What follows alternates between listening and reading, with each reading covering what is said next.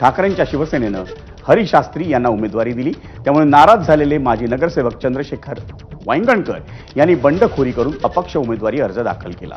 वांगणकर यांना ठाकरेंच्या शिवसेनेची उमेदवारी मिळावी यासाठी ज्येष्ठ आमदार अनिल परब हे प्रयत्न करत होते।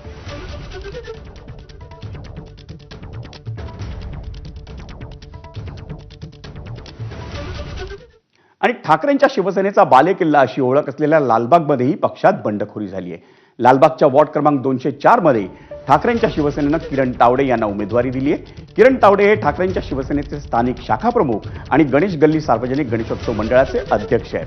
त्यांना उमेदवारी दिल्यानं माजी नगरसेवक अनिल कोकीळ हे नाराज झाले। त्यांनी शिंदेंच्या शिवसेनेत प्रवेश करून आपला उमेदवारी अर्ज देखील भरला। पण त्याचवेळी भाजपमधून शिंदेंच्या शिवसेनेत आलेल्या अरुण दळवी यांनीही पक्षाकडून उमेदवारी अर्ज भरलाय। त्यामुळे दळवी आणि कोकीळ यांच्यापैकी एकाला माघार घ्यावी लागण्याची शक्यता आहे।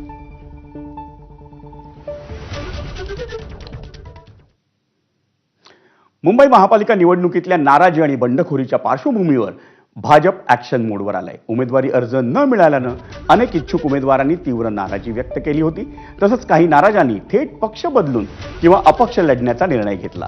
या बंडोबांना थंड करण्यासाठी भाजपनं एक वेगळी रणनीती आखली आहे आणि त्यानुसार केंद्रीय सहसंघटन मंत्री शिवप्रकाश यांनी बंडोबांची यादी मागवल्याची माहिती ही सूत्रांनी दिली। बंडखोर उमेदवारांना संपर्क करण्यासाठी भाजपकडून स्थानिक नेत्यांना सूचनाही देण्यात आल्या।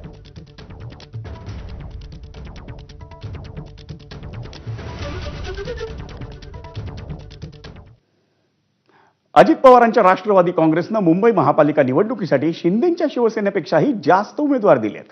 अजित पवारांच्या राष्ट्रवादी काँग्रेसनं 30 उमेदवारांची आपली तिसरी यादी आज जाहीर केली। त्या 30 उमेदवारांसह राष्ट्रवादीकडून 94 उमेदवारांना मुंबई महापालिका निवडणुकीत संधी देण्यात आली आहे। शिंदेंच्या शिवसेनेचे 90 उमेदवार या निवडणुकीच्या रिंगणात आहेत।